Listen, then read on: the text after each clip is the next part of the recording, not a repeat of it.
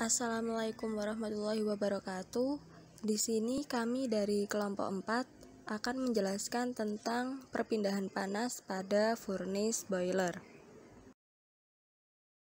Di sini saya akan memperkenalkan anggota kelompok kami. Yang pertama ada Hilmiatun Hasana dengan NIM 22. Selanjutnya saya sendiri Pratama Iseli NIM 24. Selanjutnya ada Meliana Safitri NIM 25 dan yang terakhir ada Rosi Amalia NIM 26. Untuk poin pembahasannya di sini ada 4 ya. Yang pertama yaitu prinsip kerja furnace boiler, yang kedua ada perpindahan panas pada furnace boiler, yang ketiga ada faktor yang mempengaruhi perpindahan panas, dan yang terakhir keempat adalah cara meningkatkan perpindahan panas dan mengurangi kebocoran. Selanjutnya saya akan menjelaskan tentang poin pertama yaitu prinsip kerja furnace boiler.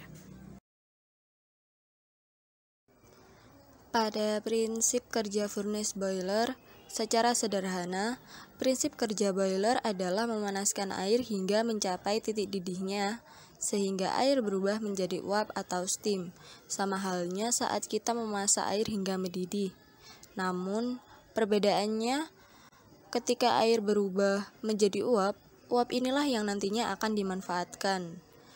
Proses pendidihan air tadi akan mengalami proses perpindahan panas yang melibatkan bahan bakar, udara, material wadah air, serta air itu sendiri.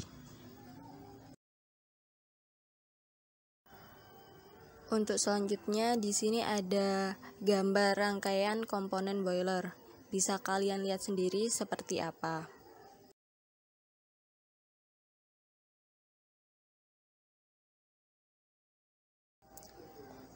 Selanjutnya saya akan menjelaskan satu persatu fungsi dari rangkaian komponen boiler.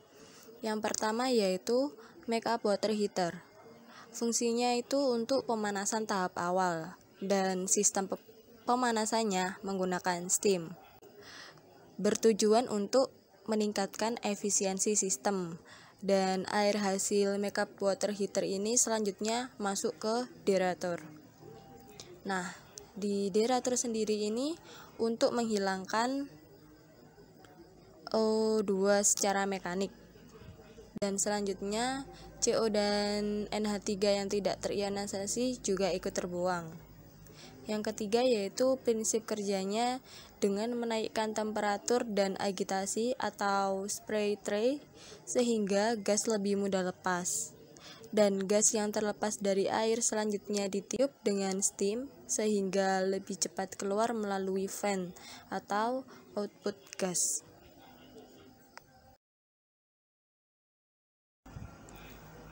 Selanjutnya ini ada gambar dari derator sendiri, yaitu derator dipanaskan dengan menggunakan steam ya, yang tadi saya bilang. Dan selain digunakan untuk menaikkan temperatur, steam juga berfungsi untuk meniup gas-gas yang telah terlepas sehingga gas keluar melalui fan atau output gas. Berikutnya yaitu feed water economizer. Yang pertama yaitu berupa tube heat exchanger yang simple. Yang kedua yaitu merupakan tahap terakhir dari sistem boiler feed water. Berfungsi untuk membantu pemanasan awal. Terdapat 3 komponen awal yaitu yang pertama make up water heater, yang kedua yaitu deaerator, dan yang ketiga yaitu feed water economizer. Disebut komponen pre-boiler. Tujuan utamanya adalah untuk menghasilkan air umpan boiler atau feed water boiler yang aman sehingga tidak menimbulkan masalah scale atau korosi pada boiler yang sangat merugikan. Berikutnya yaitu boiler steam dan mud drum. Dari feed water economizer kemudian masuk ke komponen boiler inti yaitu steam drum dan mud drum seperti terlihat pada gambar di slide berikutnya.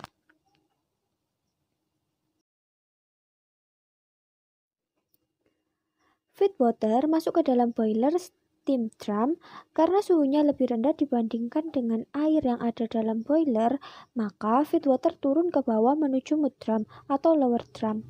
Pengotor yang masih terdapat dalam feedwater dengan bantuan bahan kimia khususnya scale inhibitor maka akan mengendap di dasar mudram. Kotoran yang terakumulasi dalam mudram harus dikeluarkan dengan perhitungan blowdown boiler yang tepat. Selanjutnya, air dalam boiler akan mendapatkan pemanasan di sisi api.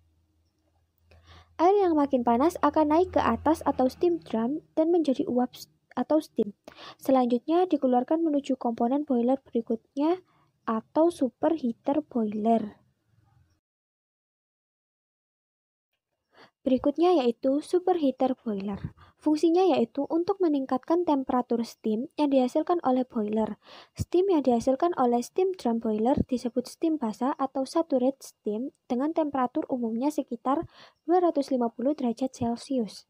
Steam yang dihasilkan oleh superheater boiler disebut steam kering atau superheated steam dengan temperatur dapat mencapai sekitar 340 derajat Celcius. Agar lebih efisien, proses pemanasan superheater boiler dapat menggunakan sumber api yang sama dengan yang digunakan untuk pemanasan air dalam boiler.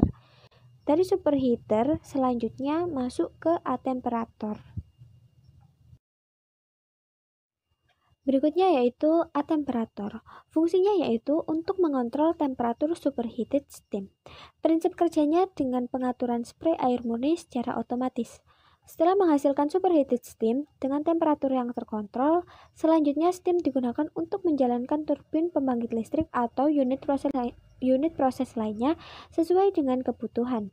Pada pabrik kelapa sawit, setelah steam digunakan untuk turbin, selanjutnya digunakan untuk proses perebusan kelapa sawit. Berikutnya yaitu ada steam kondensat.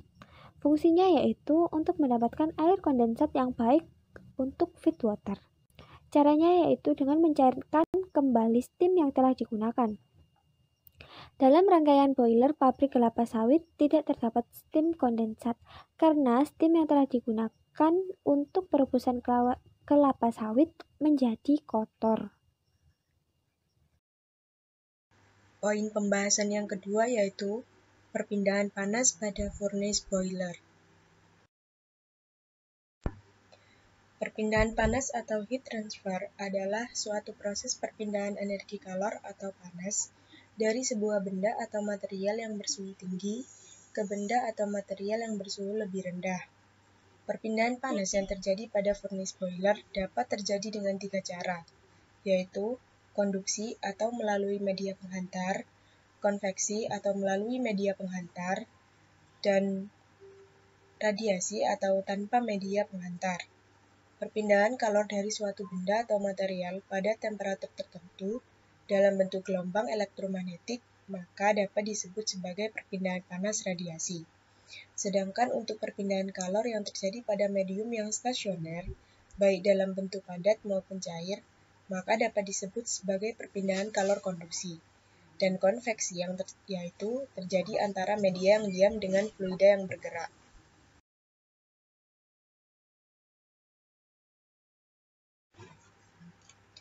Perpindahan panas furnace selanjutnya yang perlu diketahui adalah heat transfer atau cara transfer panas.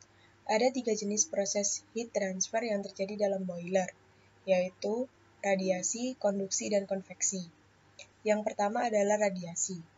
Transfer panas yang tidak memerlukan media. Panas sinar matahari yang sampai ke bumi adalah contoh transfer panas secara radiasi.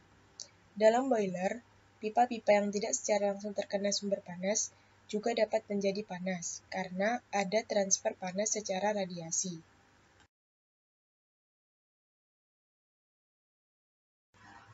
Proses heat transfer yang kedua yaitu konduksi. Konduksi yaitu transfer panas yang medianya tidak ikut bergerak. Ini terjadi dalam zat padat. Contohnya, jika kita memanaskan ujung paku misalnya, maka bagian bawah paku juga turut menjadi panas karena ada rambatan atau transfer panas. Namun dalam boiler, jika pangkal pipa dipanaskan, maka seluruh bagian pipa akan menjadi panas. Pipa panas inilah yang akan membuat udara mendidih. Proses heat transfer yang terakhir yaitu konveksi. Konveksi adalah transfer panas yang ikut bergerak. Proses ini terjadi dalam benda cair.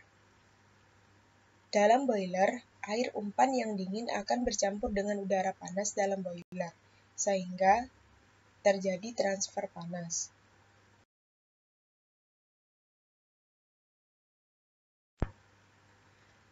Poin pembahasan yang ketiga adalah faktor yang mempengaruhi perpindahan panas. Besarnya beban panas yang harus diberikan oleh furnace kepada fluida yang dipanaskan bergantung pada jumlah umpan dan perbedaan suhu inlet dan outlet umpan yang ingin dicapai. Semakin tinggi nilai temperatur steam di dalam membran tube akan menghasilkan nilai heat loss yang lebih kecil. Hal ini dikarenakan semakin tinggi nilai steam, maka perbedaan temperaturnya dengan flue gas akan semakin kecil, dan membuat proses distribusi panasnya lebih efektif. Semakin besar perbedaan suhu dan semakin banyak jumlah umpan, maka beban dapur akan semakin tinggi. Namun, jika harus diperhatikan bahwa suhu yang dicapai oleh fluida proses yang dipanaskan tidak boleh mencapai suhu di mana dapat terjadi thermal cracking pada fluida proses yang dipanaskan. Thermal cracking akan mengakibatkan terbentuknya gas-gas ringan yang akan mengakibatkan volume fluida hasil pembakaran menjadi sangat besar dan melebihi volume pipa fluida proses. Bila hal ini terjadi, dapat menimbulkan bahaya berupa meledaknya furnace. Thermal cracking dapat pula mengakibatkan terbentuknya coke yang dapat mengurangi luas perpindahan panas pada furnace. Selanjutnya adalah faktor-faktor yang mempengaruhi perpindahan panas pada furnace boiler. Yang pertama itu bahan bakarnya. Nah, bahan bakar menjadi sesuatu yang sangat penting karena gas buang dari bahan bakar berkontak langsung dengan bahan baku. Yang kedua yaitu susunan dari ketebalan dinding isolasi. Yang ketiga adalah udara eksas. Yang keempat suhu flue gas. Yang kelima perbedaan jumlah kalor. Perbedaan pada jumlah kalor yang diserap selama proses commissioning dan aktual salah satunya dapat disebabkan oleh berkurangnya panas yang dapat diserap pada masa preheater, yang menyebabkan peningkatan penyerapan panas untuk setiap heat exchanger furnace boiler. Nah, ketal uap dapat menghasilkan uap dengan berat tertentu dalam waktu tertentu pula. Tekanannya lebih dari 1 atmosfer. Untuk pembahasan yang keempat, yaitu cara meningkatkan perpindahan panas dan mengurangi kebocoran. Cara meningkatkan perpindahan panas. Peningkatan suhu pada teoritis dan efisiensi furnace dilakukan dengan berbagai cara. Salah satunya dengan menerapkan teori pengayaan oksigen dalam laju alir udara pembakaran. Peningkatan kadar oksigen dalam pembakaran berarti menurunkan nitrogen dalam pembakaran, yang berarti kalor dalam furnace tidak dapat diserap oleh nitrogen. Seperti yang kita tahu ya, nitrogen kita di udara itu terdiri atas nitrogen dan oksigen. Sehingga suhu nyala adiabatis pada proses pembakaran tetap tinggi. Selain itu, untuk meningkatkan perpindahan panas, kita juga harus membersihkan boiler atau furnace secara rutin. Cara mengurangi kebocoran panas. Cara mengurangi heat loss adalah dengan mengontrol suhu yang ada di tempat perpindahan panas tersebut. Material yang cocok adalah material yang memiliki konduktivitas rendah seperti insulasi termal. Insulasi termal ini bisa disebut juga dengan insulasi panas.